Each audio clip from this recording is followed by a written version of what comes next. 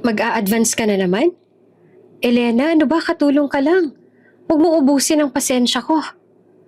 Malamig na sigaw ni Don Adrian Ilustre habang nakatingin na parang durug-duruin siya ng tingin. Sa harap ng mga kasamahan, pinahiya siya ng parang pulube. Walang dangal. Ngunit nang ibili niya ng gamot ang isang matandang babae sa eskinita, nanlamig ang bilyonaryo. Parang nakita niya ang multo. Imposible. Buhay ka? Bulong niya at nanginginig. Sino ang babaeng binilhan ng gamot? At bakit ang pusong matagal nang nanigas ay biglang nabasag ng isang nakakagimbal na katotohanan? Bago ka pa lang sa channel neto, ibang kwento ni Ate Jane, istorya mo, ikwento ko. Huwag kalimutang pindutin ang notification bell at subscribe button.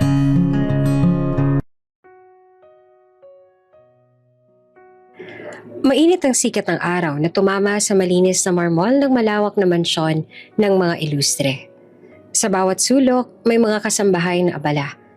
May nag-aayos ng hardin, may naglilinis ng malalaking chandelier at may nagpuputol ng mga rosas para sa flower vase sa loob. Pero sa isang sulok ng kusina nakayuko si Elena. Pinipisil-pisil ang laylayan ng kanyang lumang palda at nanginginig ang mga labi. Kanina pa siya nag-iipon ng lakas ng loob. Ang puso niya ay kumakabog, parang tambol na walang tigil. Alam niyang hindi basta-basta lumalapit sa kanilang amo. Si Don Adrian Ilustre, ang kilalang bilyonaryong may matalim na tingin at tinig na kaya kang tunawin sa hiya. Pero wala na siyang pagpipilian. Diyos ko, sana po maintindihan niya. Sana po bigyan niya ako ng awa. Bulong ni Elena habang pinipigil ang pangingilid ng luha. Lumabas siya sa kusina. Dahan-dahang naglakad sa mahabang pasilyo. Ang mga mata ng kapwa kasambahay ay nakasunod sa kanya. Parang nagtatanong kung saan siya pupunta. Ang ilan ay napailing at may bulong na, "Nako, patay ka dyan, Elena. Wala pa akong nakitang pinayagan ng advance si Don Adrian." At sa dulo ng pasilyo, naroon si Adrian. Nakaupo sa malapad na leather chair sa loob ng opisina. Nakatutok siya sa laptop. May hawak na basong kape. At ang nooy nakakunot habang may kausap sa telepono. Hindi ko tinatanggap ang alok na yan. Triplehan niyo kung gusto niyo makuha ang kumpanya ko. Malamig niyang sabi bago niya ibinaba ang tawag. Saktong pagbaling niya ng tingin, nakita niya si Elena na nakatayo sa may upuan. Nakayuko at hawak ang mga daliri na para bang kinakabahan. Bakit ka nandito? Wala ka bang ginagawa sa kusina? Malamig na tanong ni Adrian. Humigop siya ng hangin sabay lumapit. Sir, Don Adrian, pasensya na po. May hihilingin lang po sana ako. Tumaas ang kilay ng binata. Ano na naman? Kung pwede po sana mag-advance po ako ng sahod.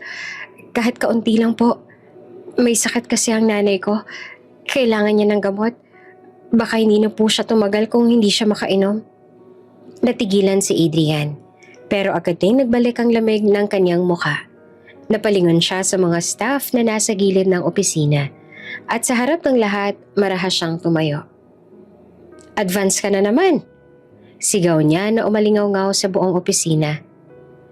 Katulong ka lang, Elena. Huwag mo ubusin ang pasensya ko. Hindi ako bangko para lapitan niyo kapag gipit kayo. Napayuko si Elena. Nanginginig ang kamay at halos hindi na makahinga sa hiya. Ramdam niya ang mga matang nakatingin sa kanya. May awa ang ilan, pero mas marami ang natatakot na baka madamay sila sa galit ng amo. Sir, pasensya na po talaga. Hindi ko naman po ginusto pero wala na po akong ibang malalapitan. Kailangan ko lang po ng kaunting halaga para sa gamot ng nanay ko. Halos pabulong na pagmamakaawa ni Elena. Nangingilid ang luha sa mata. Napahawak si Adrian sa sentido, mariing pumikit at huminga ng malalim. Alam niyo ba kung ilang beses ko nang narinig yung dahilan na yan? Palaging may nanay, may tatay, may sakit. Sa tingin mo, ako ang solusyon sa lahat ng problema niyo?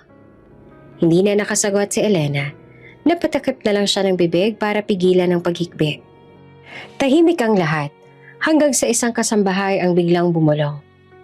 Kawawa naman siya, sir. Totoo pong may sakit ang nanay ni Elena. Nanlamig ang mga mata ni Adrian, sinipat ang nagsalita, at bumalik ang tingin kay Elena. Hindi siya sanay na makita ang ganoong anyo ng paghihirap. Yung nanginginig ang balikat, yung halatang desperado.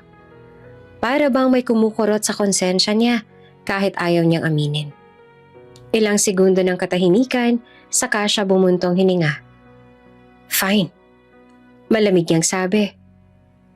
Pero wag mong isipin na may karapatan ka dito. Kaunti lang ibibigay ko. Sapat lang para hindi ka mamatay sa kakaiyak. At isusunod mo agad sa trabaho mo pagkatapos. Namilog ang mata ni Elena. Agad na yumuko ng mababa. Maraming salamat po, sir. Pangako po, hindi ko po aabusuhin. Salamat po. Umalis siya ng opisina na parang may bahid ng liwanag sa madilim na araw. Habang hawak ang sobre na may maliit na halaga ng pera, nagmamadali siyang bumalik sa kusina. Ngunit sa bawat hakbang niya, ramdam pa rin niya ang bigat ng hiya na inabot. Pinahiya siya sa harap ng lahat. Tinuring na parang wala siyang halaga. Pero sa isip niya, mas mahalaga ang buhay ng kanyang ina kesa sa sariling dangal. Lumapit siya sa kapwa kasambahay na nakatingin sa kanya ng may awa. Elena, kaya mo pa ba? Tanong ng isa. Tumayo siya at pinilit ang ngiti. Para kay nanay, kakayanin ko. At sa unang pagkakataon habang hawak ang perang iyon, dama niya na kahit gaano kahirap, kahit gaano kabigat ang iniinsulto, basta't para sa kaligtasan ng ina, handa siyang magpakumbaba. Sa kabilang panig naman ng opisina, muling naupo si Adrian. Pero hindi na siya makabalik agad sa trabaho. Nakatanaw siya sa bintana. Hawak ang baso ng kape pero hindi na naiinom. Sa kanyang isip, bumabalik ang imahe ni Elena. Ang mukha nito, ang luha nito, at ang desperasyon. Advance ka na naman? Bulong niya sa sarili, pero mahina na. Hindi na galit. O baka naman akong mali. Ngunit agad din niyang tinabig ang ideyang yon. Pilit binalik ang sarili sa trabaho. Ayaw niyang magpadaig sa emosyon. Ayaw niyang mukhang mahina. Hindi niya alam, iyon palang simula ng pagbabago ng lahat. Ang simpleng pagmamakaawa ng isang katulong na magbubukas ng isang napakalaking sikreto ng nakaraan. Bitbit ang maliit na supot ng gamot, halos hindi mapigilan ni Elena ang mabilis sa paghinga habang nagmamadaling lumabas ng mansyon. Alam niyang bawal basta-basta lumabas ng walang paalam. Pero dala ng pangangailangan, wala na siyang pakialam. Bawat segundo ay mahalaga.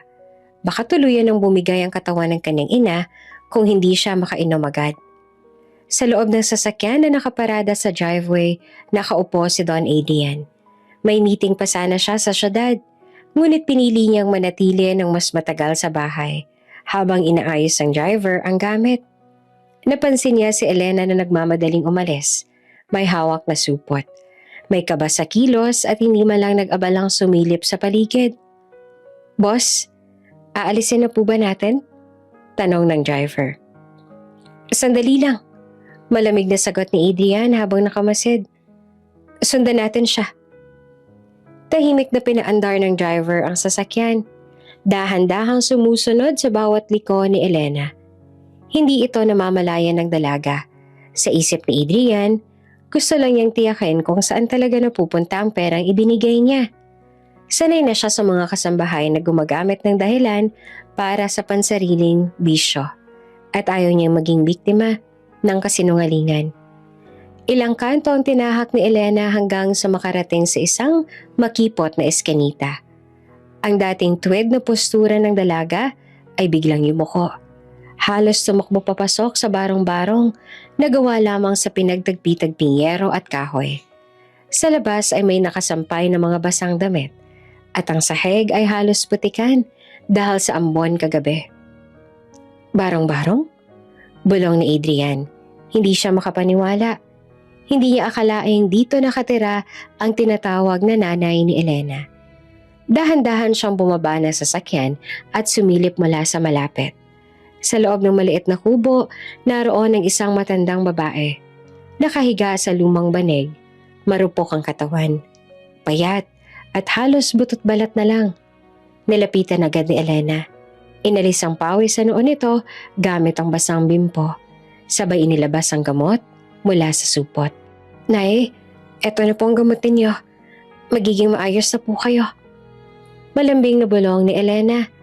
Nangingilid ang luha habang iniaabot ang baso ng tubig. Dahan-dahang binuksan ng matanda ang mga mata. Malabo na ang paningin nito. Nanginginig ang kamay nang tanggapin ang gamot. Salamat anak. Salamat. Mahining tinig ng matanda. Nanlamig si Adrian. Nanlaki ang kanyang mga mata. Halos bumagsak ang hawak niyang cellphone. Hindi pwede. Bulong niya, napapaatras. Ang mukha ng matanda, ang hugis ng mata, ang ilong, ang mga kulubot na bakas ng kahapon, lahat ng iyon ay kakambal ng imaheng matagal niya nang inukit sa alaala. Ang mukha ng kanyang ina, si Esperanza Ilustre, ang babaeng iniiyakan niya sa puntod taon-taon. Naramdaman niya ang malamig na hangin na dumampi sa balat, pero mas malamig ang kirot na bumalot sa kanyang dibdib. Para siyang binagsakan ng mundo. Imposible. Patay ka na. Ikaw na ang nailibing namin. Halos hindi niya marinig ang sarili niyang tinig. Muli siyang sumilip. Pinagmasdan kung totoo ang nakikita niya. Sa bawat halakhak ng hina ng matanda, sa bawat haplos ni Elena ng pagmamahal, lalo siyang pinangingilidan ng luha na pilit niyang pinipigilan. Naglakad siya palayo, hawak ang dibdib na parang pinipilit ng mga alaala. Naaalala niya ang huling sandali kasama ang kanyang ina, ang kabaong, ang lamay, at ang mga luhang dumaloy sa lahat ng ilustre. Naaalala niya ang pangakong babantayan ang kanilang pangalan at ari-arian, kahit wala na ang pinakamamahal na ina. Ngayon narito sa harap niya, buhay. O kung hindi man, may isang babae na hindi maipagkakailang pagkakahawig. Boss, tawag ng driver at nagtataka. Bakit po kayo nanginginig? Hindi naman agad nakasagot si Adrian. Tumalikod siya, bumalik sa loob ng sasakyan at mariing ipinikit ang mga mata. Umuwi na tayo. Utos niya at nanginginig ang tinig. Habang umaandar ang sasakyan, hindi mawala sa isip niya ang tanong. Kung buhay si Mama, bakit itinago siya? Sino may kagagawan? At bakit si Elena ang kasama niya? Samantala sa loob ng barong-barong, nakahiga ng muli ang matanda matapos inumin ng gamot. Hinaplos ni Elena ang buhok nito, sabay bulong. Nay, hindi po ako titigil hanggat hindi ko kayo napapagamot. Kahit ano pong gawin nila sa akin, kahit ilang beses pa nila ako insultuhin, gagawin ko po ang lahat para sa inyo. Isang pilit na ngiti naman ang gumuhit sa labi ng matanda, sabay muling pumikit. Parang natulog ng payapa. At sa labas, naiwan ang tanong na hindi matahimik sa puso ni Don Adrian. Isang tanong na babago sa lahat ng paniniwala niya. Hindi mapakali si Don Adrian buong gabi matapos makita ang matandang babae sa barong-barong. Nakaupo siya sa loob ng kanyang opisina, hawak ang baso ng brandy pero hindi man lang niya naiinom. Sa isip niya, paulit-ulit na bumabalik ang imahe ng payat na mukha ng matanda. Hindi pwede. Patay ka na, Mama. Bulong niya. Nanginginig ang kamay. Ako mismong naglamay sa'yo. Ako mismong nagbantay sa kabaong. Muling bumalik sa kanyang isip ang gabi ng lamay, 10 taon na ang nakakaraan. Puting-puti ang paligid. Mabigat ang samyo ng mga bulaklak. Nakatayo siya sa tabi ng kabaong. Mahigpit ang hawak sa gilid. Lumuha siya ng walang tigil habang pinagmamasa ng malamig na mukha ng kanyang Mama Esperanza. Ma, bakit niyo ako iniwan? Bulong niya noon. Sa tabi niya ay naroon si Doña Salvacion. Mahigpit na hinawakan ng kanyang balikat. Adrian, tama nang iyak. Ikaw nang haligi ng pamilya. Huwag ka masyadong magpakita ng kahinaan. Pero hindi niya nakalimutan ang sakit. Mula noon, itinuring niyang patay na talaga ang mama niya. Kinabukasan, maagang pinatawag ni Adrian si Elena sa opisina. Tahimik naman itong pumasok. Nakatungo, hawak ang basahan at halatang kabado. Elena, malamig na simula ng amo. Kahapon, nakita kitang bumili ng gamot at dinala sa isang matandang babae. Sino siya? Nanlaki ang mga mata ni Elena. Natigilan. Sir, pasensya na po. Wala po siyang kinalaman sa inyo. Umirap naman si Adrian. Tumaas ang noo. Walang kinalaman. Ako nagbigay sa'yo ng pera. May karapatan ako malaman kung saan mo ginamit. Nanginig ang tinig ng dalaga. Sir, matagal ko na po siyang tinutulungan. Matagal na siyang may sakit. Wala po siyang ibang kasama kaya ako na lang po nag-aalaga sa kanya at tinuring ko na rin po siyang nanay. Nanay? Halos mabasag ang boses ni Adrian. Tumango si Elena. Opo, simulat sa Paul siya na po ang tinuturing kong nanay. Wala na po akong ibang pamilya. Hindi ko rin po alam kung sino ang tunay kong mga magulang kaya siya na lang po. Nanlamig si Adrian. Napaatras. Hindi mo ba talaga alam kung sino siya? Umiling si Elena. Lumuluha na. Wala po akong alam. Basta sa akin, siya po ang nanay ko. Saglit na natigilan si Adrian. Sa halip na sumagot, humigpit ang kanyang panga, saka siya tumalikod. Lumabas ka na. Agad na umalis si Elena. Halos nagmamadaling lumabas ng opisina. Naiwan si Adrian na nakatitig sa larawan ng kanyang mama sa mesa. Kung wala siyang alam, ibig sabihin, ibang tao ang may pakana nito. Sino at bakit? Hindi na siya nakatiis. Tinawag niya ang kanyang kanang kamay na si Hector. I want you to investigate. Alamin mo lahat tungkol sa matandang yon. Background, pangalan, kahit pinakamaliit na detalye. At huwag mo ipapahalata kay Elena. Yes, boss. Sagot ni Hector. Pagkaalis ng tauhan, muling tumingin si Adrian sa larawan ng kanyang mama. Kung buhay ka pa nga, mama, bakit itinago ka sa akin? Sinong may kasalanan? Magdamag na hindi nakatulog si Don Adrian. Pabalik-balik siya sa kanyang silid. Hawak ang baso ng brandy, ngunit hindi man lang niya ito maubos. Sa bawat saglit na pumikit siya, bumabalik sa isip niya ang imahe ng matandang babae sa barong-barong. Kung siya si Mama, bulong niya sa sarili, nanginginig ang kamay. Bakit hindi ko alam na buhay siya? At bakit siya nandoon? Kasama si Elena. Kinabukasan, maagang pinatawag niya si Hector, ang pinaka-pinagkakatiwalaan niyang tauhan. Sa loob ng opisina, seryoso niyang iniabot ang sobre na walang laman. Hector, mariing sabi ni Adrian. Gusto kong imbestigahan ng matandang babae na nakita ko kahapon, kasama ni Elena. Alamin mo lahat. Pangalan, tirahan, kalagayan. Pati na ang dahilan kung bakit siya nandoon. At huwag mong ipapaalam kay Elena. Yes, boss. Mabilis sa tugon ng tauhan. Tumalikod si Adrian at dumungaw sa malaking bintana ng opisina. Mahigpit ang kanyang mga kamao habang pinagmamasdan ng hardin. Kung siya nga si Mama, walang makakapigil sa akin na malaman ang totoo. Pero kung hindi, napahigpit siya ng hinga. Mas lalo kong hahanapin ang dahilan ng lahat ng ito. Lumipas ang 2 araw, abala si Adrian sa mga papeles sa mesa nang pumasok si Hector. Dalang makapal na sobre. Halata ang kaba nito habang inilalapag ang mga dokumento. Boss, eto na po lahat ng impormasyon na nakuha namin, sabi niya. Mabilis na kinuha ni Adrian ng sobre at binuksan. Isa-isa niyang inilabas ang mga papel at letrato. Una niyang nakita ang larawan ni Elena na nag-aalaga ng isang matandang babae. Pinupunasan nito ang pawis.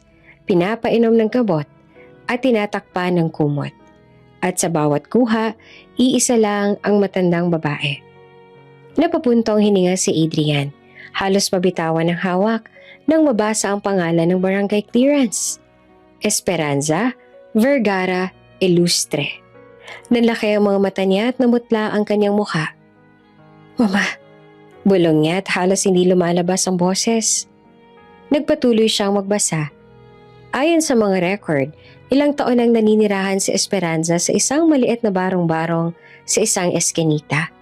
Walang ibang kasama kundi si Elena. Tahimik ang buhay nito. Maliban sa madalas na pagkakasakit.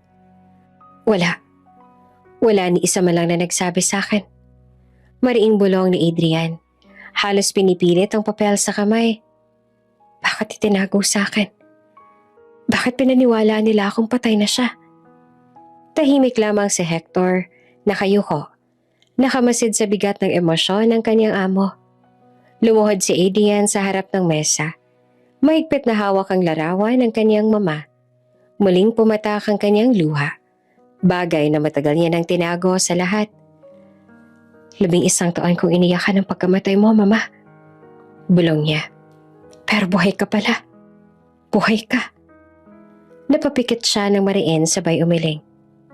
Sino may kagagawa nito? Sino nagtago sa'yo? At bakit si Elena ang kasama mo ngayon? Tumayo siyang muli. Pinunasan ng luha at tumitig kay Hector. Ituloy mong investigasyon. Hindi pa sapat ang nalaman natin. Gusto ko ng sagot. Kung bakit siya tinago at sino ang may kagagawan. Yes, boss. Agad ko pong aasikasuhin. Tugon naman ni Hector. Naiwan si Adrian sa opisina. Tahimik na nakatitig sa larawan ng kanyang mama. Sa kanyang puso, nagsimulang umusbong ang matinding panata. Hahanapin ko ang lahat ng sagot. At kahit gaano kasakit, haharapin ko ang katotohanan. Hindi mapakali si Don Adrian matapos matanggap ang ulat ni Hector. Araw at gabi, mukha ng kanyang mama ang nasa isip niya. Kung totoo nga siya si Mama, bakit itinago sa akin? At bakit si Elena ang kasama niya? Kinabukasan, maaga pa lang nagpa siyang bumalik sa barong-barong. Hindi na siya mapayapa hanggat hindi niya nakakausap mismo ang matanda. Makipot ang daan. Basa pang lupa dahil sa ambon kagabi. Pagbaba niya ng kotse, natanaw niya si Elena na nagwawali sa labas. Napatigil ito. Nanlaki ang mga mata nang makita siya. Sir Adrian? Halos mabitawan nito ang hawak. Bakit po kayo nandito? Mariing tumingin si Adrian. Gusto ko makita ang mama ko. Si nanay po? Nagugulo ang sagot naman ni Elena. Hindi na siya nakinig. Diretso siyang pumasok sa kubo. Nakahiga pa rin si Esperanza sa panig. Payat, mahina at tila natutulog. Lumuhod si Adrian. Nanginginig ang kamay habang hinahaplos ang braso nito. Mama, bulong niya at namumuo ang luha. Ako to, si Adrian, anak mo. Dahan-dahang iminulat na Esperanza ang mga mata. Tinitigan siya ng matagal. Para bang sinusubukang alalahanin, ngunit sa huli, umiling. Pasensya ka na, iho. Hindi kita kalala. Sino ka ba? Bumagsak ang mundo ni Adrian. Ako ito. Ako si Adrian Ilustre, Mama. Ako ang anak mo. Napasinghap si Elena. Napatakip siya ng bibig. Hindi siya makapaniwala sa narinig. Anong sinabi niyo, sir? Nanginginig ang boses niya. Nanay niyo po si Nanay Esperanza? Tumingin sa kanya si Adrian. Bakas ang galit at sakit sa mukha. Oo, siya ang mama ko. Siyang iniiyakan ko ng maraming taon. At buhay pala siya. Kasama mo. Nanlaki naman ang mga mata ni Elena. Napaupo sa bangko. Halos mapaiyak. Diyos ko, hindi ko alam. Sir, wala po akong kaalam-alam. Ang alam ko lang po, siya ang nanay ko. Siya lang ang kasakasama ko mula pagkabata. Tumulo ang luha niya. Nanginginig ang kamay. Kung alam ko lang, sana po hindi ako nagkulang na magsabi pero totoo po wala po akong alam. Umubos si Esperanza kaya mabilis na lumapit si Elena. Inayos niya ang unan, pinunasan ng pawis ang matanda at dahan-dahang pinainom ng tubig. Nanay, huwag po kayo mag-alala. Nandito lang ako. Mahinahong sabi niya. Tahimik lamang si Adrian, nakamasid. Sa bawat haplos ni Elena, sa bawat lambing ng tinig nito, ramdam niyang totoo ang pagmamahal. Para bang hindi ito tungkulin, kundi kusa mula sa puso. At doon lalo siyang naguluhan. Kung mama ko siya, bakit mas kilala niya si Elena kaysa sa akin?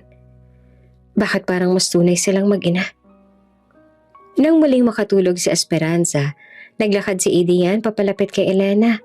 Malamig ang tinig niya. Bakit ikaw ang nag-aalaka? Bakit ikaw ang kasama niya? Lumunok si Elena. Pinahid ang luha. Sir, siya na lang po ang natira sa akin. Wala na po akong ibang pamilya. Wala po akong ibang kilala kundi si nanay. Kaya siya na lang ho ang tinuturing kong tunay na ina. Napatitig naman si Adrian. At kahit anong pilit, wala siyang nakitang kasinungalingan sa mukha ng dalaga. Taos puso ang mga mata nito, puno ng awa at pagmamahal. Bago siya umalis, lumapit muli si Adrian sa banig at hinawakan ng kamay ng matanda. Mama, kahit hindi mo ako nakilala ngayon, hahanapin ko ang dahilan. Hindi ako titigil hanggat maibalik kita sa akin. Paglingon niya, nakita niyang umiiyak pa rin si Elena. Hawak ang basahan sa dibdib. Elena, mariing sabi ni Adrian. Alagaan mo siya ng mabuti. Babalik ako. Tumango naman si Elena, nanginginig ang tinig. Opo, sir, pangako. Hindi ko siya pababayaan. Pag-alis ni Adrian, mabigat ang loob niya. Habang umaandar ang kotse, hindi mawala sa isip niya ang tanong. Buhay si Mama? Pero bakit hindi niya ako nakikilala? At bakit si Elena ang mas malapit sa kanya? Samantala si Elena ay nananatiling nakaluhod sa tabi ng matanda. Humahagulgol ng tahimik. Diyos ko, paano nangyari to? Paano na naging mama siya ng amo ko? Ano ba talagang totoo? Pagbalik ng mansyon, hindi naman mapakali si Adrian.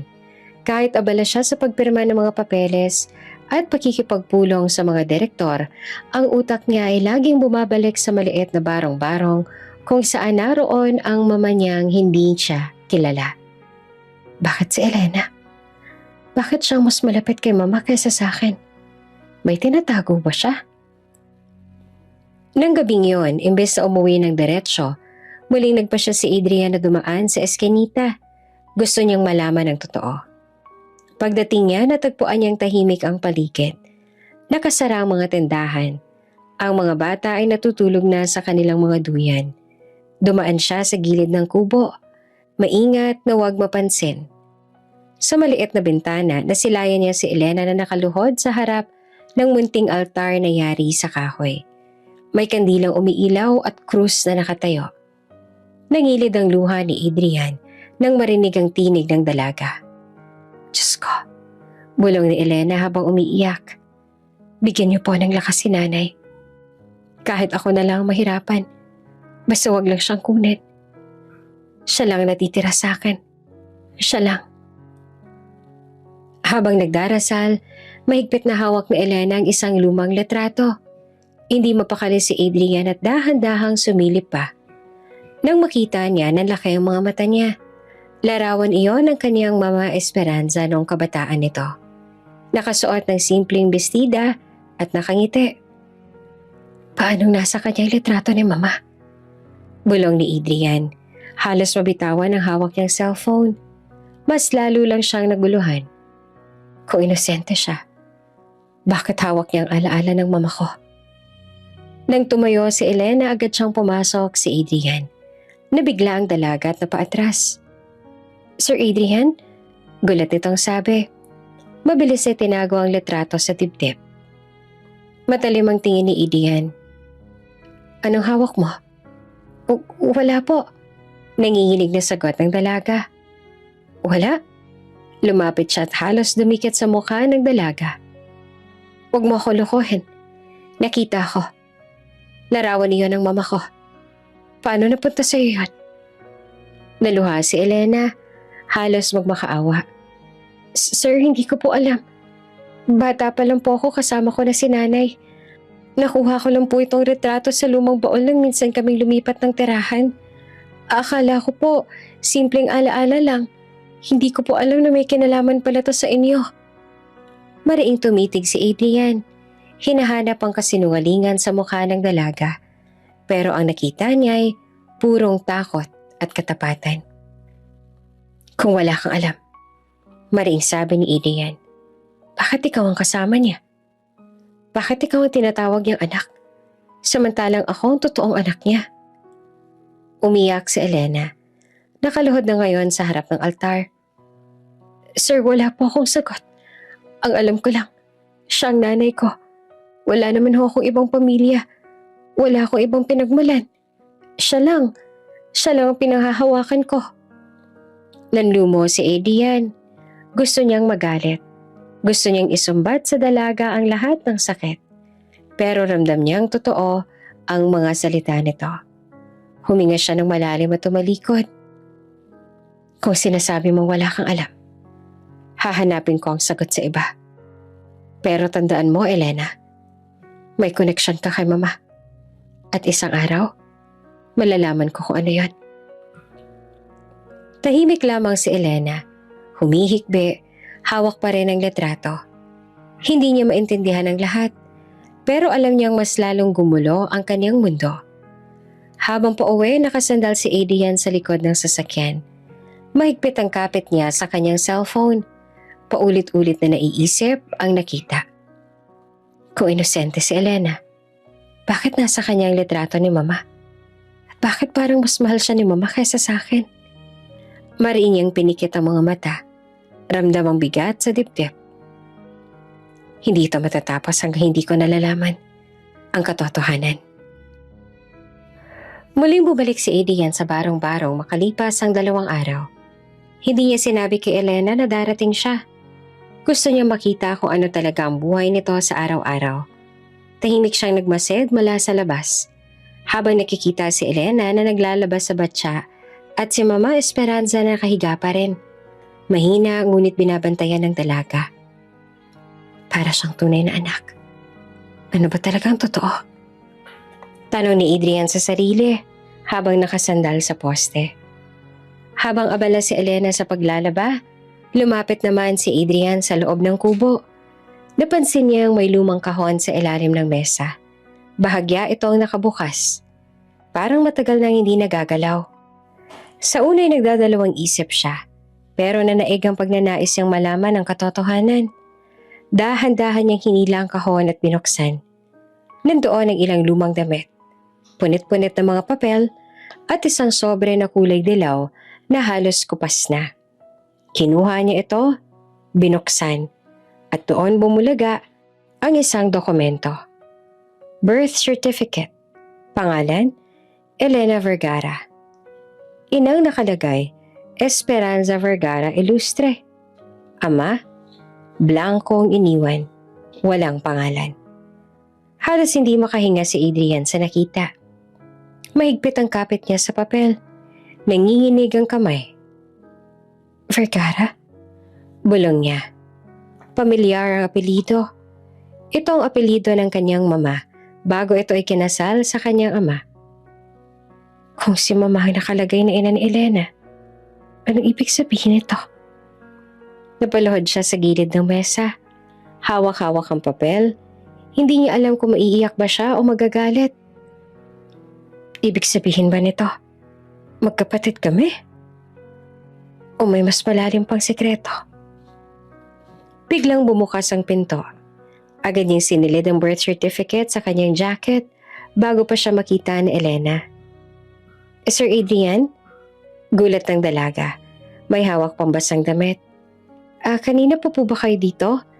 Mabilis siyang tumayo. Pilit na pinapakalma ang sarili. Kakarating ko lang. Tinitigan siya si Elena. Halatang may alinlangan. Pero agad din itong ngumiti. Pasensya na po ako magulo. Hindi ko po alam na darating kayo. Umiling si Adrian. Ayos lang. Habang nakikipag-usap kay Elena, ramdam ni Adrian ang bigat ng papel na nakatago sa kanyang dibdib. Gusto niyang tanungin ito kung alam ba niya ang nalalaman ng birth certificate, pero nang makita niya ang ngiti ng dalaga habang inaasikaso ang kanyang mama, nagdalawang isip siya.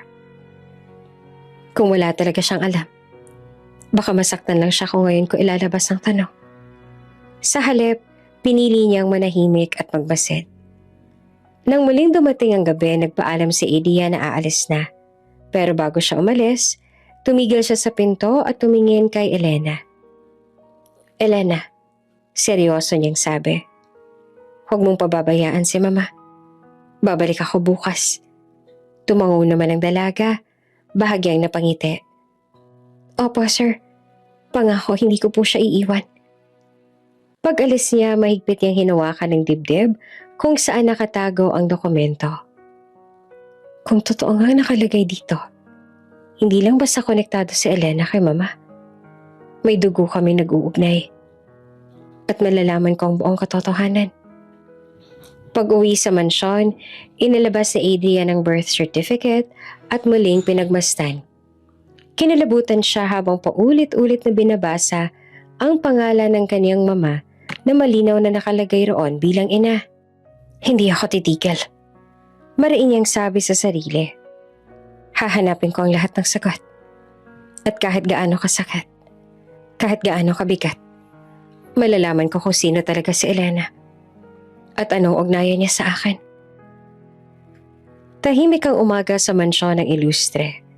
Abala ang mga tauhan sa pag-aayos ng almusal at paglilinis ng paligid. Sa kusina, naroon si Elena.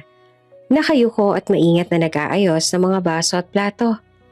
Pinipilit niyang maging normal ang kilos. Kahit ramdam pa niya ang bigat ng kahapon. Ang pagkadurog ng puso nang hindi siya makilala ni Mama Esperanza.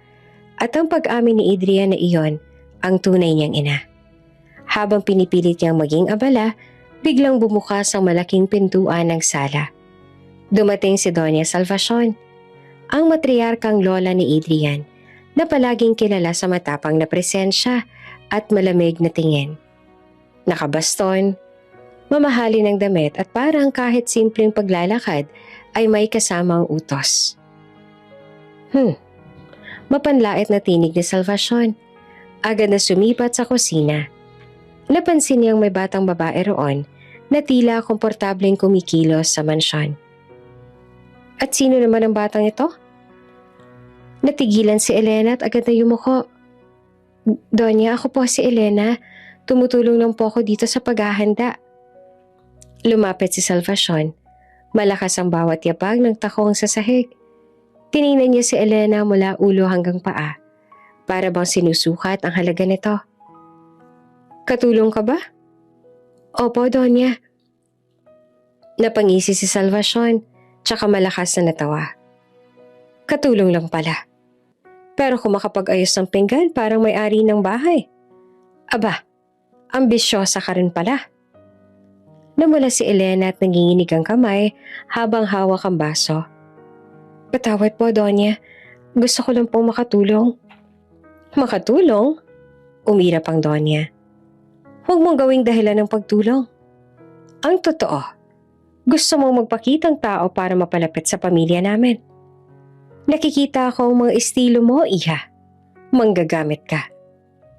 Namilog ang mga mata ng ibang katulong at tauhan, pero walang nagsalita. Alam nilang kapag sumabat sila ang papatamaan ng galit ng Donya. Hindi po totoo yan. Nanginginig na sagot naman ni Elena. Wala po akong balak na manggamit. Lumayas ka na rito, sigaw ni Salvacion. Itinulak ang balikat ni Elena. Hindi ko hahayaang may katulad mong mangamkam ng simpatiya sa pamilya ko. Habang buhay akong naririto, hindi ka magkakaroon ng lugar sa tahanang ito. Napaatras si Elena. Halos matumba. Ang mga kasamahan niyang katulong nakatingin lang, bakas ang awa. Ngunit wala nang makapagsalita. Isa sa mga hardinero ang mahina pang bumulong. Kawawa naman siya. Pero agad itong pinandilata ng kasamang katulong na nag-warning na huwag magsalita. Halos mawala ng lakas si Elena. Tinanggal niya ang suot na apron at dahan-dahang inilapag sa mesa. Pasensya na po, Donya.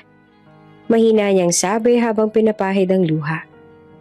Kung ito po ang kagustuhan ninyo, aalis na lang po ako. Wala po akong hinangad kundi ang maglingkod at mag-alaga. Hindi ko po intensyong manggamit. Tumaas ang baba ni Salvacion. Nagtagumpay ang ngisi. Mabuti't naintindihan mo.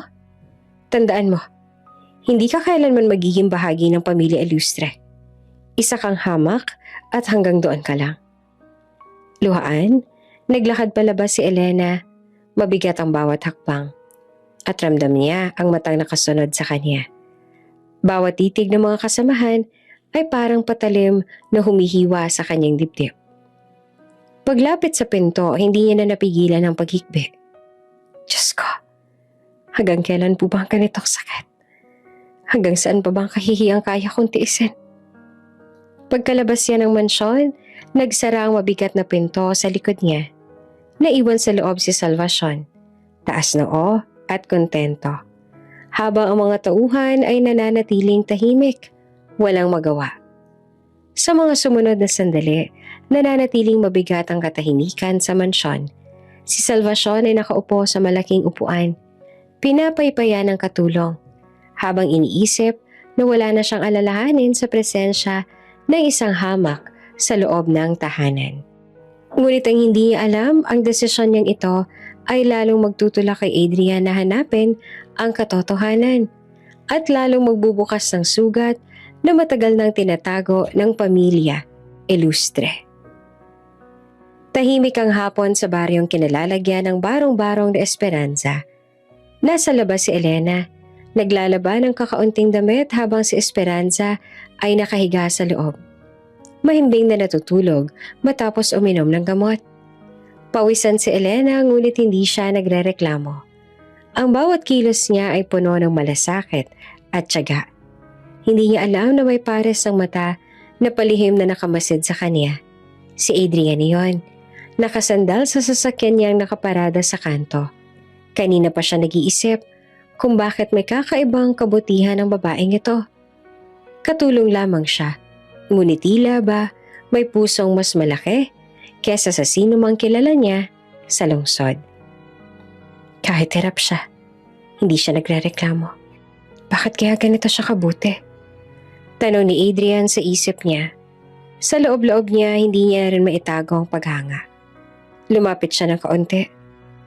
Elena, tawag niya. Nagulat naman si Elena at agad na tumayo.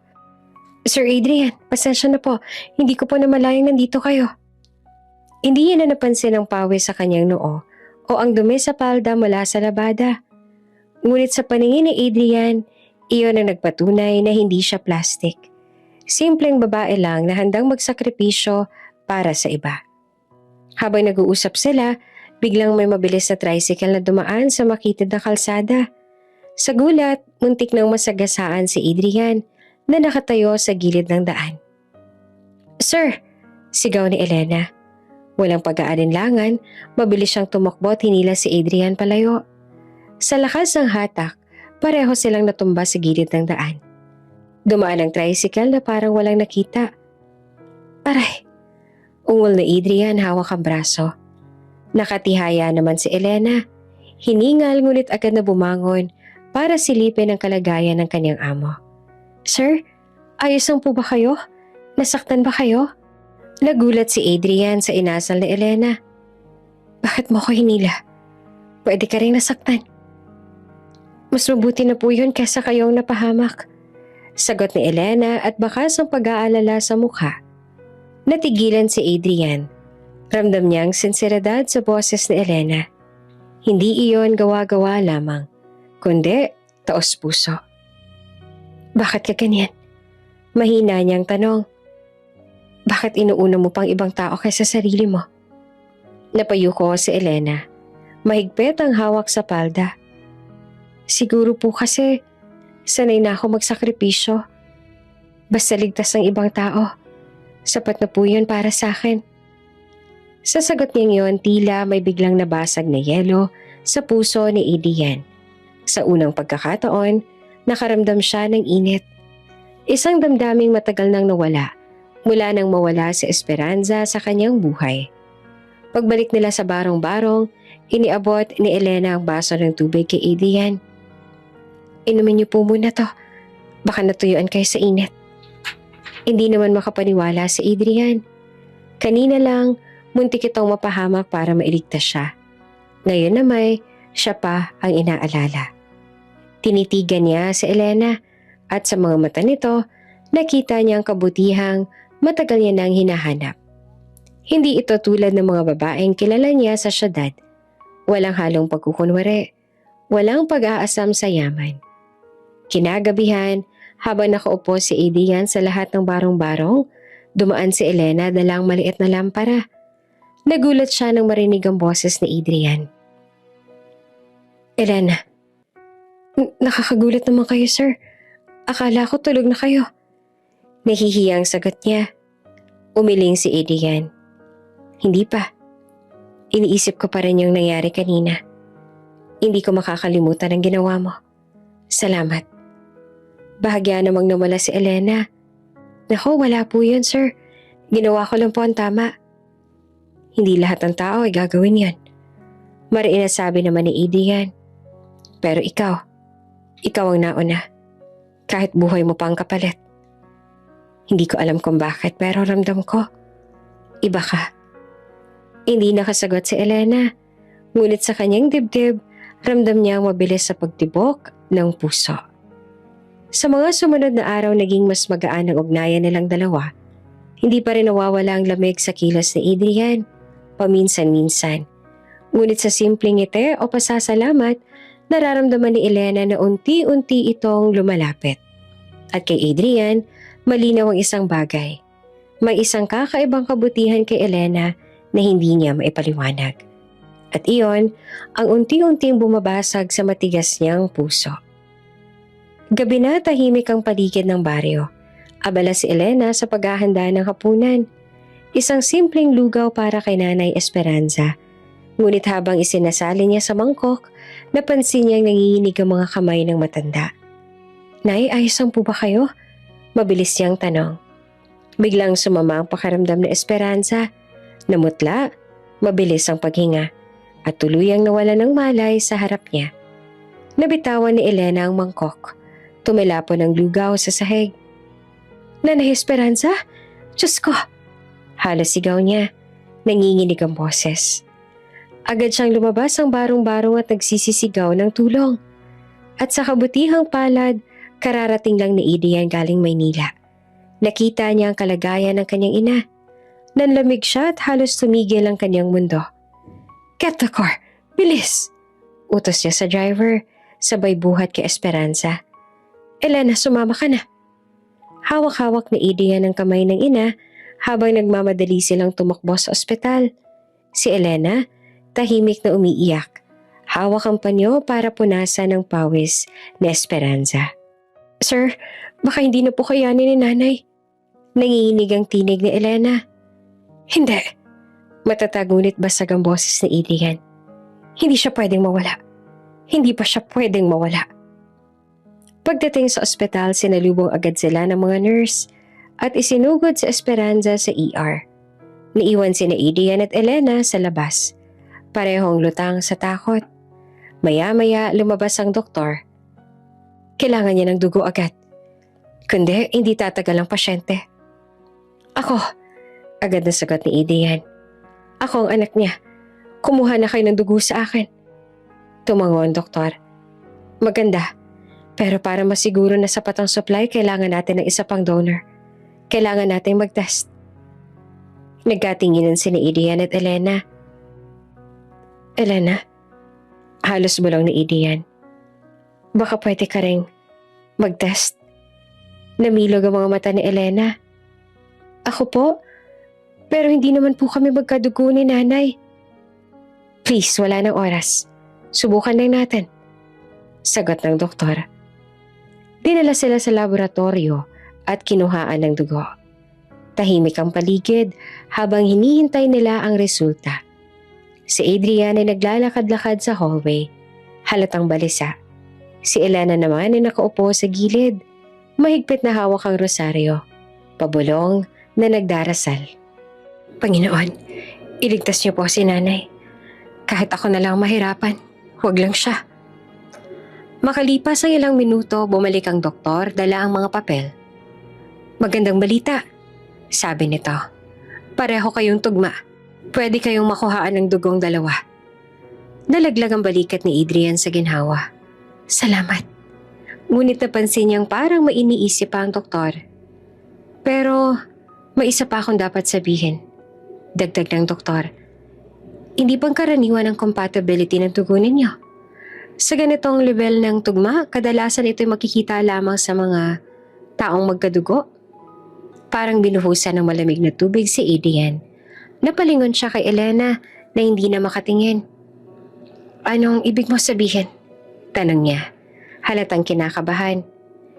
Hindi ko sinasabing tiyak, paliwanag ng doktor. Pero malakas ang posibilidad na may relasyon kayong dalawa.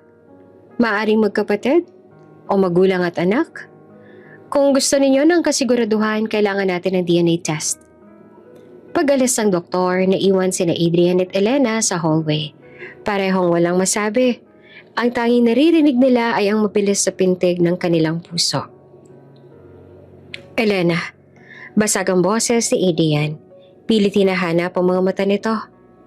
Bakit tugma ang dugo natin? Sino ka ba talaga? Napaiyak si Elena. Umiling habang hawak ang dibdib. Wala po akong alam, sir. Wala. Lumaki akong walang tatay. Iniwan kami noon. Ang nanay ko maaga rin kinuha ng sakit. Ang alam ko lang, ako at si Nanay Esperanza, nagkita lang kami dito.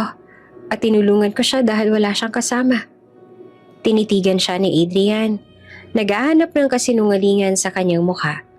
Pero ang nakita niya ay purong katotohanan. Isang babaeng ulila na nadawit sa misteryong hindi niya rin maintindihan. Habang nakaupo si Adrian sa bench ng ospital, pinisil niya ang sentido. Kung totoo man ang sinabi ng doktor, paano? Paano naging posible? Magkadugo kami ni Elena? Samantala, nasa kapilya naman si Elena at nakaluhod at humahagulhol. Diyos ko, bakit ganito? Ano pong ibig sabihin ng lahat ng to?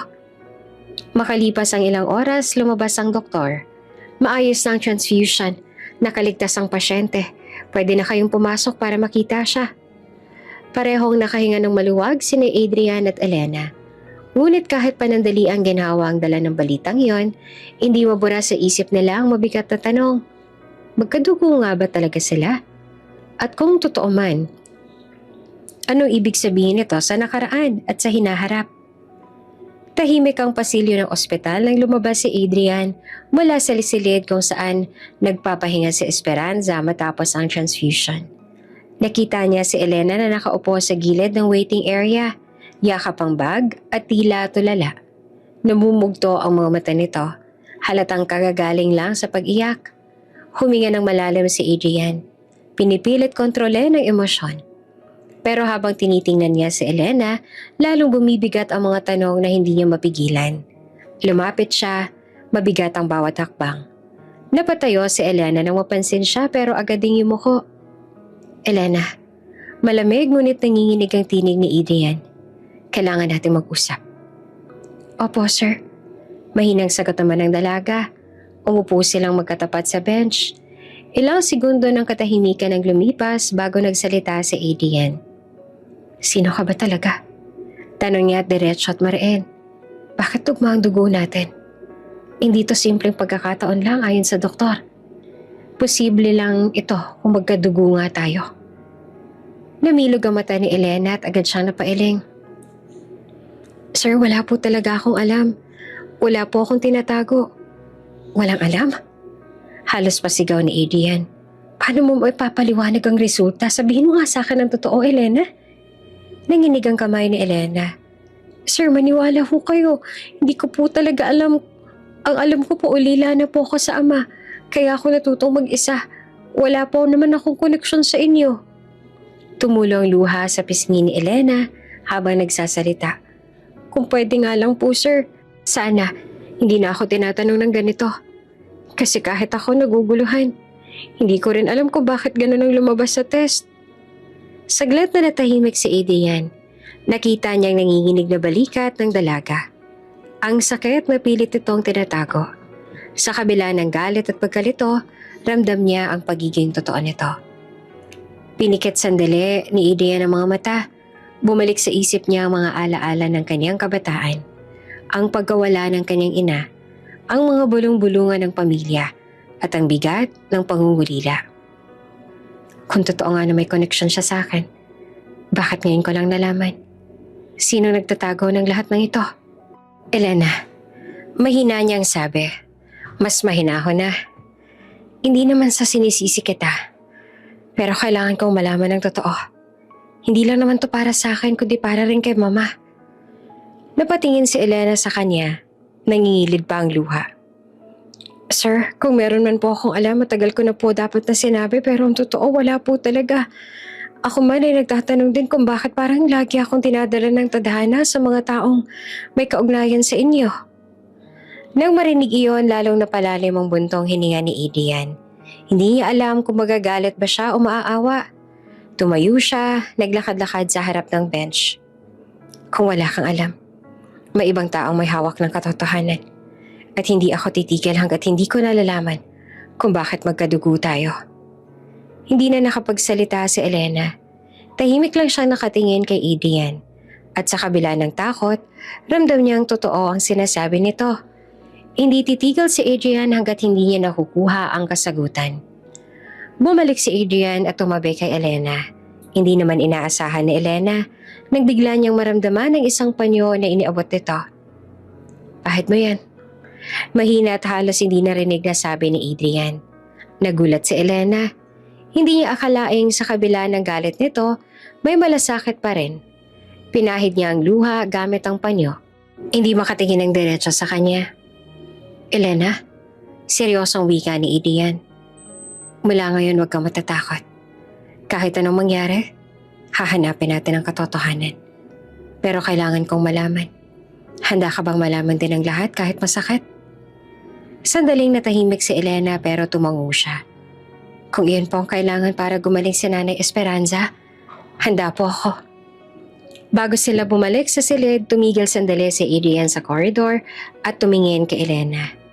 Sa mga mata nito, nakita niya hindi lang isang katulong, kundi isang taong konektado sa kanya sa paraang hindi pa niya lubusang maipaliwanag. At sa gabing iyon, habang patuloy na lumalaban si Esperanza sa kanyang karamdaman, unti-unti ring nagsisimulang mabuksan ang pintuan ng mga lihim ng kanilang nakaraan.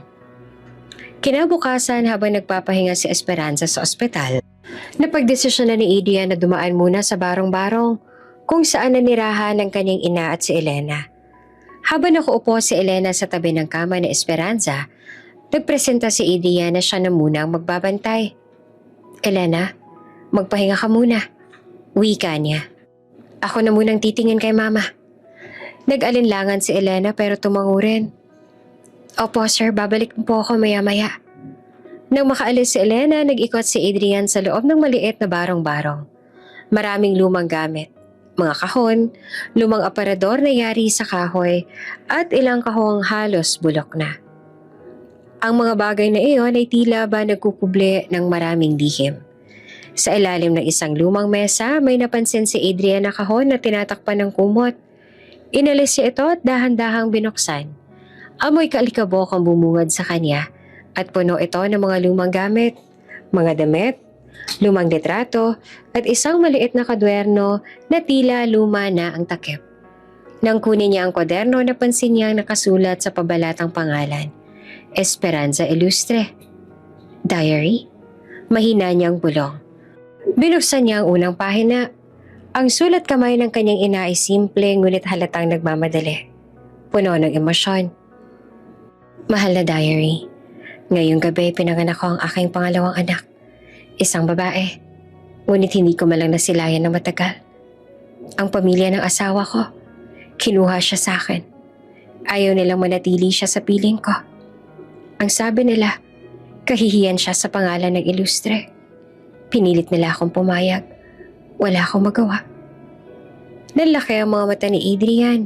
Bumilis ang tibok ng kanyang puso. Pangalawang anak? Babae? Ibig sabihin may kapatid ako? Binasa niya ang kasunod na pahina. Mahal ko ang aking sanggol. Ngunit hindi ko alam kung saan siya dinala. Ang sabi nila pinabayaan na lamang siya. Walang araw na hindi ko siya iniyakan. Kung mababasa mo to balang araw, anak, patawarin mo ako. Hindi ko ginusto ang nangyari.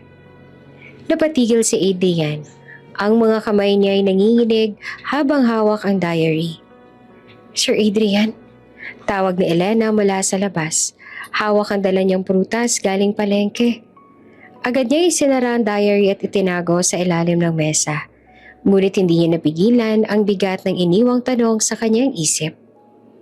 Elena, sagot niya at pinilit gawing kalmado ang boses. Pasensya na po, medyo natagalan ako.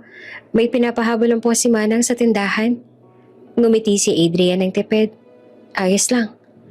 Habang inaasikaso ni Elena ang prutas, palihim siyang tinitigan ni Adrian. Sa isip niya, nagsimulang umusbong ang ideya. Baka si Elena ang tinutukoy sa diary. Kinagabihan, nakaupo si Adrian sa gilid ng higaan ni Esperanza. Mahimbing ang tulog nito dahil sa gamot. Muling kinuha ni Adrian ng diary at binasa ang mga huling pahina. Kung sakaling hanapin mo ako, anak, sana hindi mo ako kamuhian. Pinilit lang nila. Ang tanging iniwan ko ay isang maliit na pulang kumot at ang kwentas sa galing sa akin. Napakagat-labi si Adrian. Kumot? Kwentas? Baka si Elena nga iyon. Baka siya ang kapatid ko. Pero isang bahagi ng isip niya ay hindi pa rin makapaniwala. Paano kung hindi? Paano kung nagkakamali ako? Pero kung siya nga, bakit siya napunta sa ganitong kalagayan? Bakit hindi ko siya nakilala noon pa? Kinabukasan habang nag-aayos si Elena ng mga gamit sa kusina ng barong-barong, lumapit si Adrian. Tahimik muna siyang nakatingin sa dalaga bago nagsalita. Elena, maingat niyang wika. Kung sakali, may natatandaan ka ba tungkol sa pagkabata mo? Mga gamit o alaalang naiwan ng iyong ina? Nagulat si Elena. Napaisip sandali. Meron po. Isang lumang kwentas sa lagi kong daladala. Sabi ng nanay ko noon, bigay daw yan sa akin noong sanggol pa ako. Hindi ko lang alam kung kanino ba talaga yung galing. Halos mabitiwan ni Adrian ang hawak na baso. Kwentas? Diary? Pulang kumot? Lalong nagulo ang isip niya. Kinagabihan habang nakaupo sa veranda ng ospital, huminga ng malalim si Adrian. Pinagmasdan niya ang buwan at pinilit na buuin ang lahat ng piraso ng palaisipan. Kung totoo ang nasa diary, si Elena ang kapatid ko matagal lang nawala. Pero paano ko sa silid ng ospital, mahimbing na natutulog si Esperanza. Sa gilid ng kama, nakaupo si Elena. Maingat na pinupunasan ang pawis ang matanda. Si Adrian nakatayo lamang sa may pintuan, tahimik na nakamasid. Sa kanyang mga mata, hindi na lamang basta katulong si Elena. Isa na siyang peraso ng palaisipang unti-unting bumubuo ng isang malaking sekreto. Isang sekreto na kayang baguhin ang lahat. At sa kanyang bulsa, mahigpit niyang hawak ang diary ng kanyang ina. Ang susi sa katotohanang matagal nang inilibing ng pamilya ilustre. Nakaupo si Doña Salvacion sa veranda ng mansyon nang dumating si Adrian. Halatang pagod ito mula sa ospital, pero may ningning sa mga mata na matagal nang nawala. Lola, bungad ni Adrian, diretso ang tingin. May mahalaga akong sasabihin. Nagtaas ang kilay ang Donya, kunwari kalmado. Ano yun, apo? Huminga ng malalim si Adrian. Buhay si Mama. Buhay si Mama Esperanza. Parang natigilan ng Donya. Napakapit siya sa sandalan ng upuan at dahan-dahang napalunok. Ano? Buhay si Esperanza? Tumayo si Adrian. Puno ng emosyon ng tinig. Oo, Lola. Hindi siya namatay noon. Gaya ng akala natin. May sakit siya pero nandyan siya. Nakita ko siya mismo. Nagkunwaring nagulat si Salvacion. Bahagyang pinapadyak ang baston.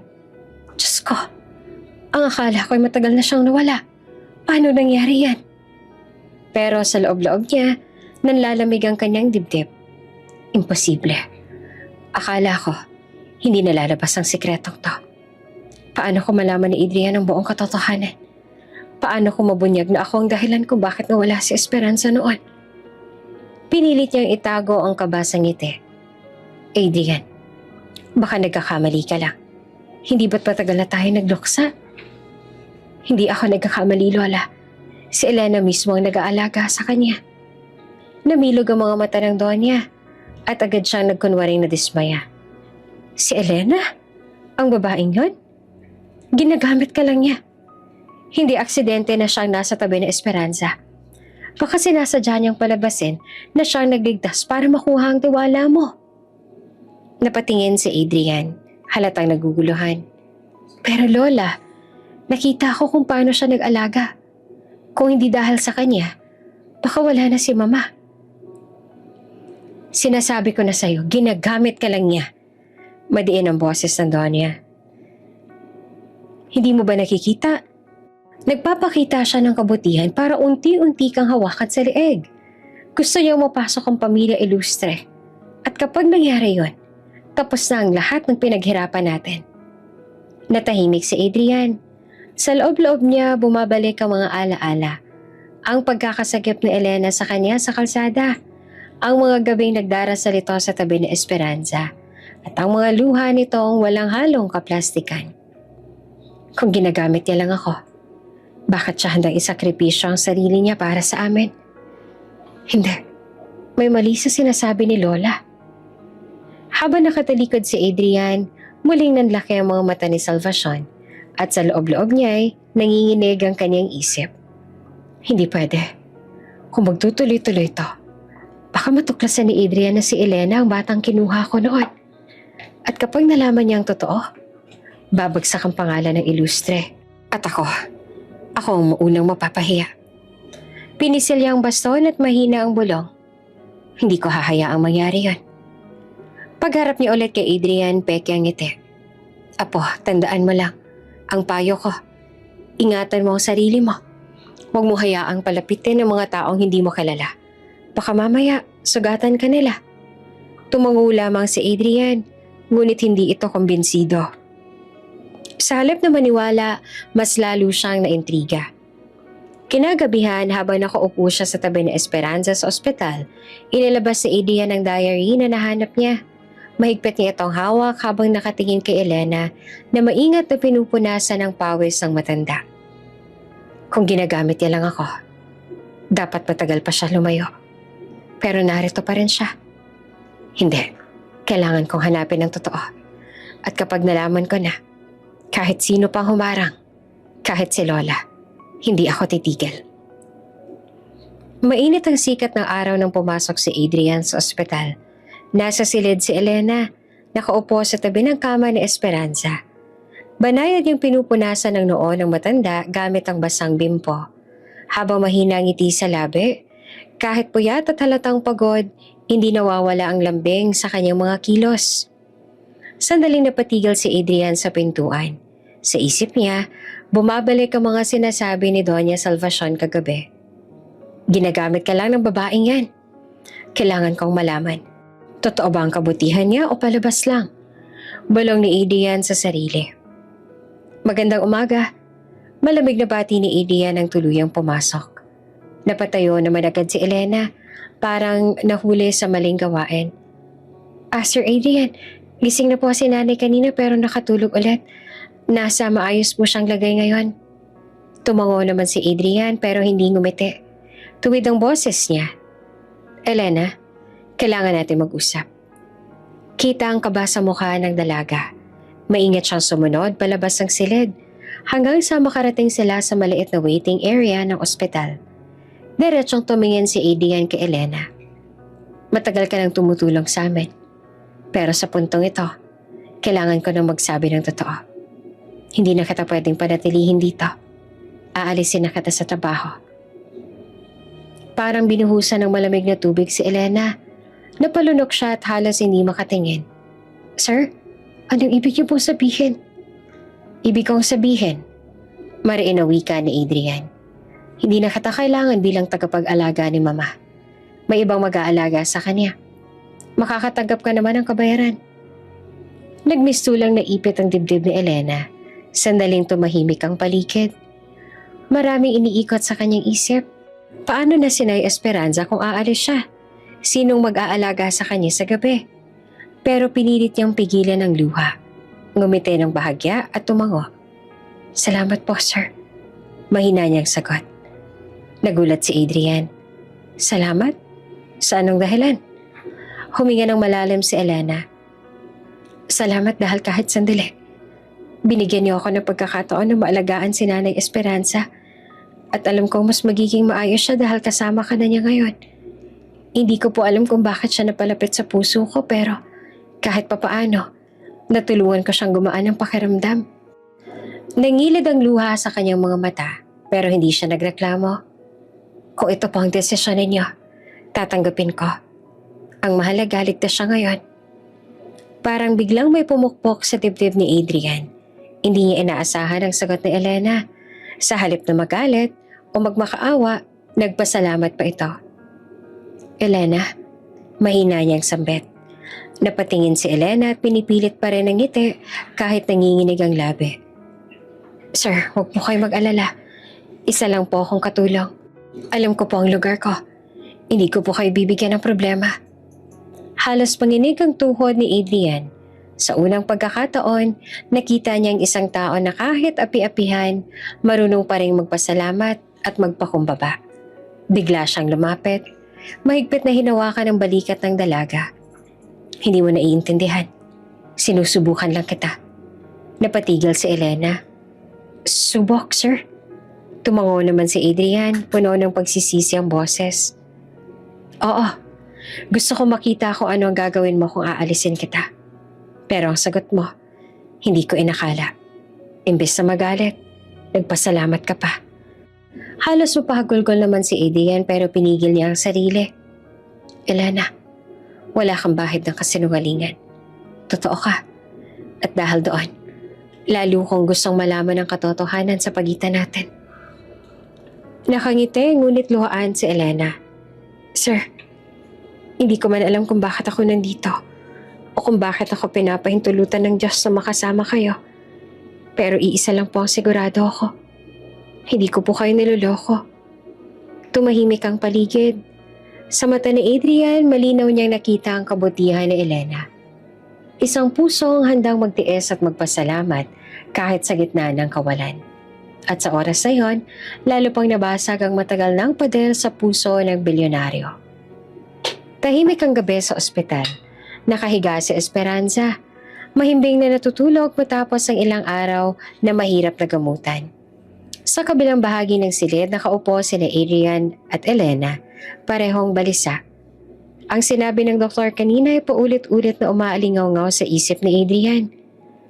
Parehong tugma ang dugo ninyo. Kailangan natin magsagawa ng mas malalim na pagsusuri. Sir Adrian, maingat na bungad ni Elena. Halos hindi makatingin. Sigurado po ba kayo na ipagpapatuloy natin to? Tumingin si Adrian, seryoso ang mukha.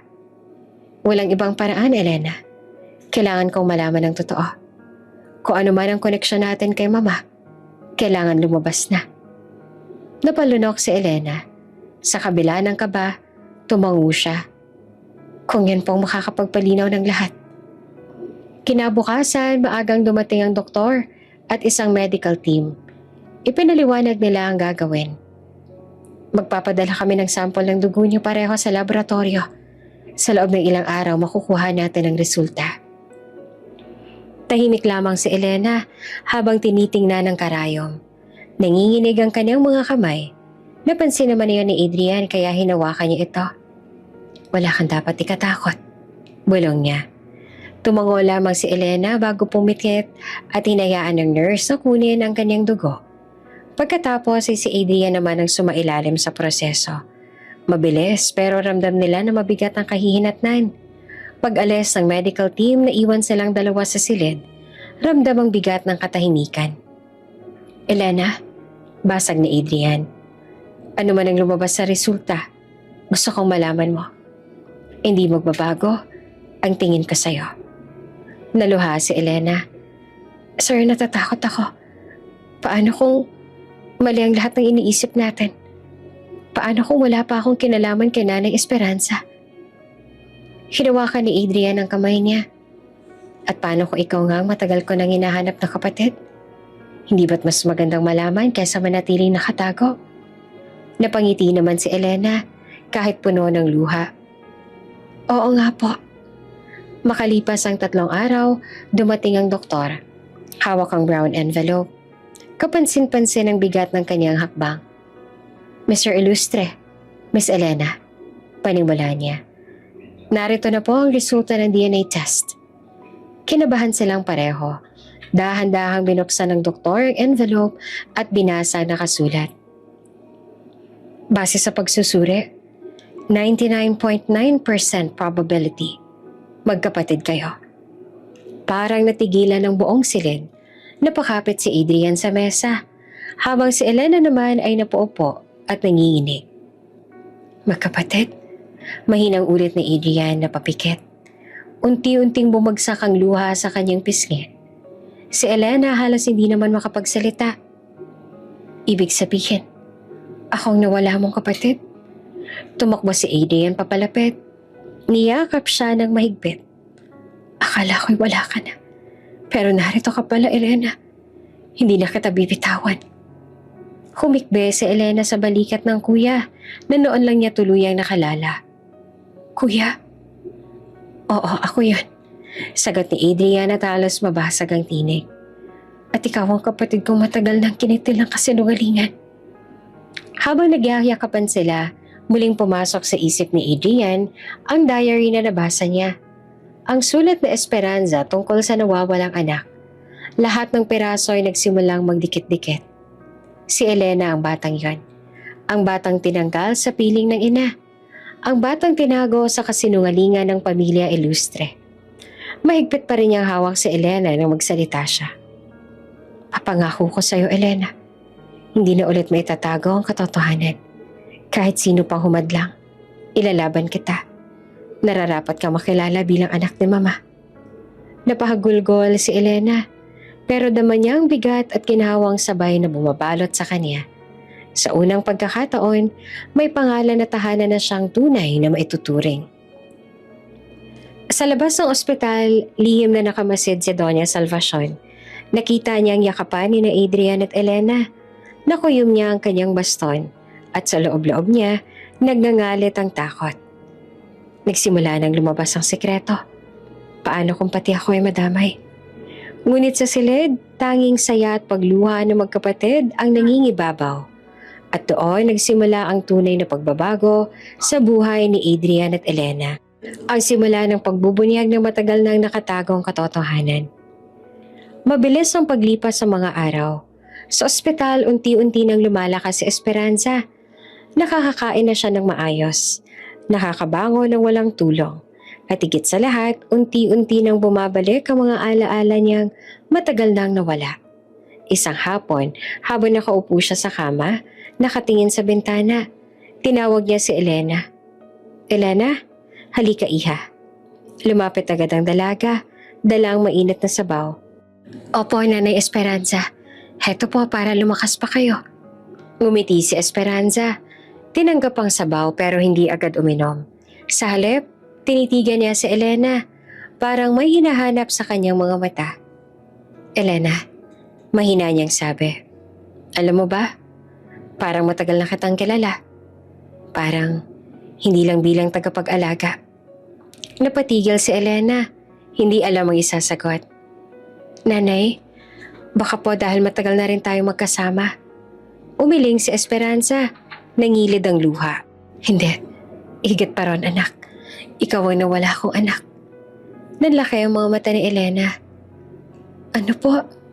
Sakto namang pumasok si Adrian, dala ang mga gamot. Narinig niya ang huling salita ni Esperanza. at halos mabitawan niya ang hawak. Mama, naaalala mo na? Tumulo ang luha ni Esperanza. Oo, Adrian. Naaalala ko na ang lahat.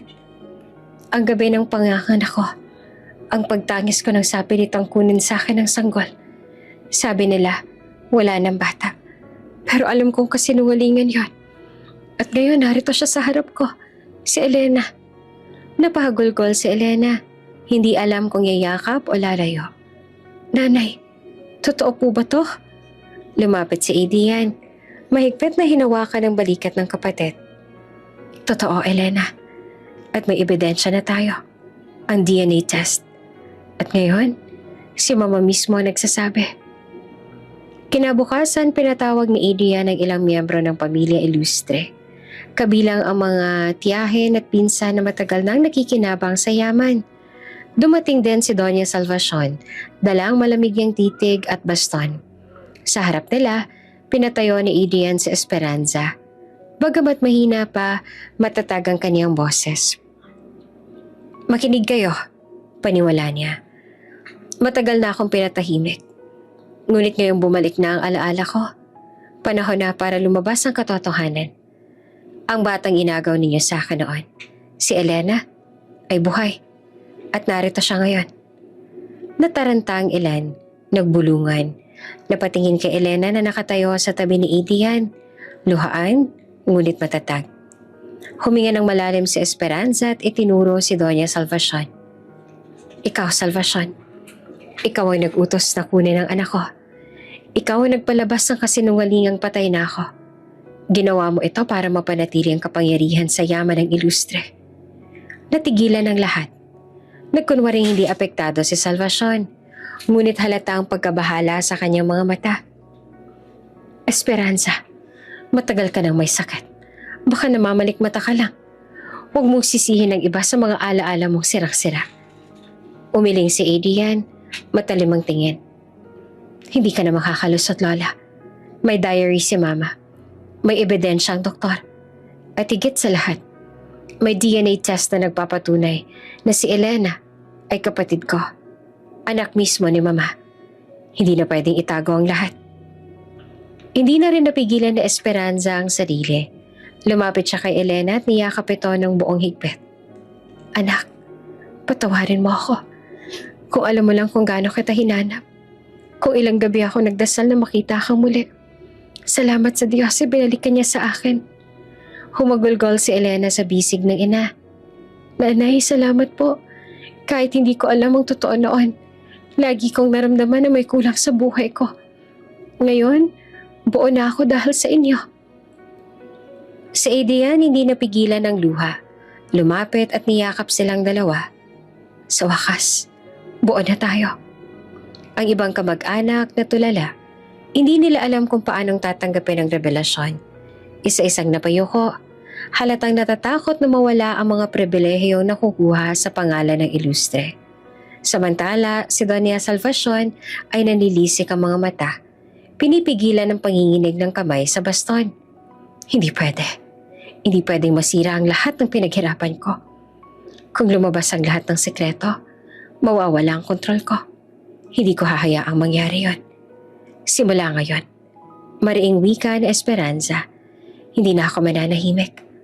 Ang anak kong si Elena ay opisyal kong kikilalanin at ibabalik ko ang lahat ng karapatan niya bilang Ilustre. Wala nang kasinungalingang makakapigil pa. At sa huling sandali, kahit marami pang unos ang darating, malinaw sa lahat na bumangon ng muli si Esperanza, hindi lamang bilang isang ina, kundi bilang ilaw na magbabalik ng liwanag sa matagal nang nabalot ng dilim na pamilyang Ilustre. Mainit ang hangin ng magtipon ng pamilya Ilustre sa malaking bulwagan ng mansyon. Lahat ng miyembro ay naroon, kasama ang mga abogado at ilan sa board ng kumpanya. Sa gitna nakaupo si Adrian, seryoso ang ekspresyon. Katabi si Elena at si Esperanza na ngayon ay mas matatag na ang tindig.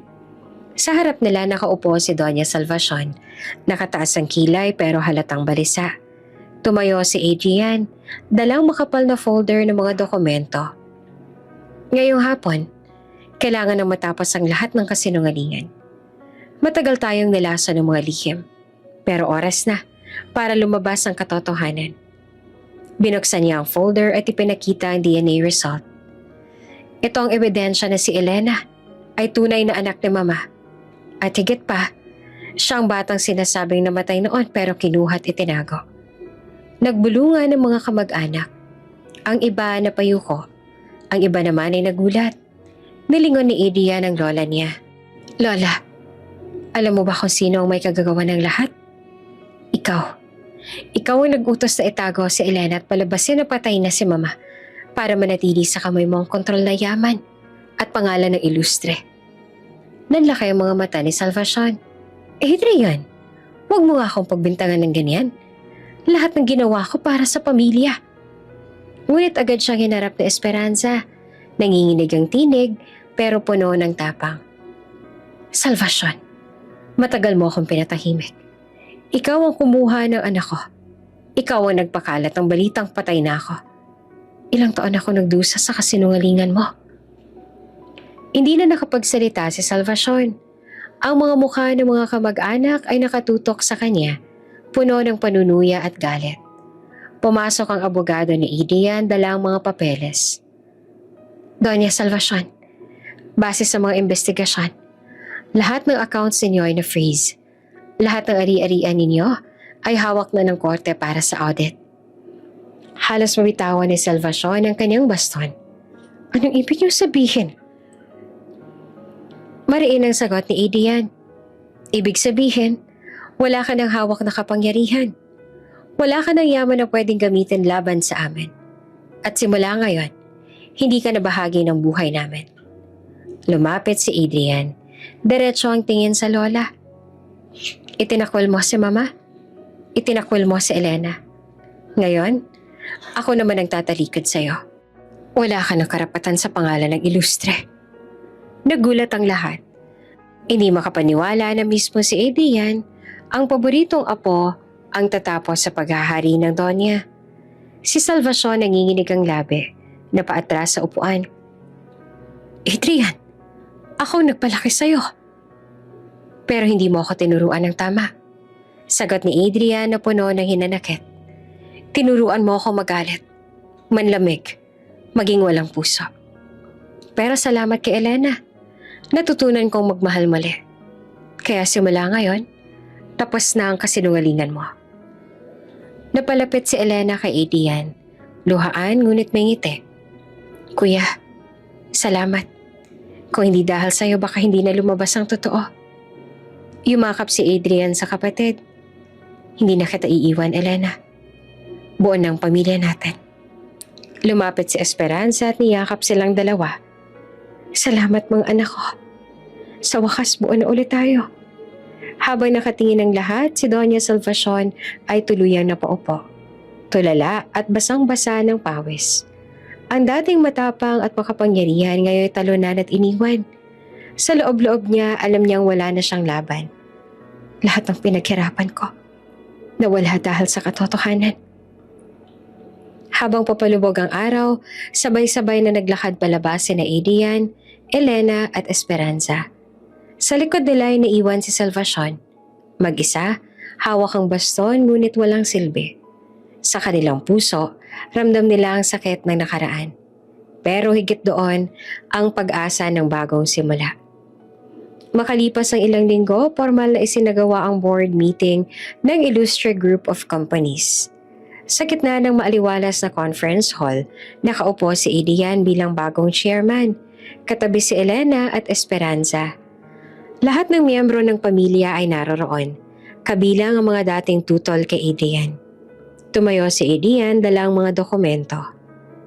Ngayong araw, nais kong ipahayag na si Elena ay opisyal na kikilalanin bilang anak ni Esperanza Ilustre. May bahagi siya sa yaman ng pamilya at karapatan niyang magkaroon ng boses sa mga desisyon. Nagbulungan ng ilang miyembro ng board. Ang iba halata ang pagsang-ayon. Ang iba naman ay nagpipigil ng pagtutol. Tumayo si Elena. Mahinahon ng boses. Maraming salamat, Kuya. Pero kung ako po ang tatanungin, sapat na ang makilala bilang anak ng aking ina. Hindi ko kailangan ng kayamanan o posisyon. Ang mahalaga, buo tayo bilang pamilya. Nagulat ang lahat sa kanyang kababaang loob. Lumapit si Esperanza, hawak ang kamay ng kanyang anak. Anak, karapatan mo ito. Huwag mong ipagkait sa sarili mo. Ngumiti si Elena, ngunit matatag ang sagot. Nanay, hindi po pera nakakapagligtas sa atin.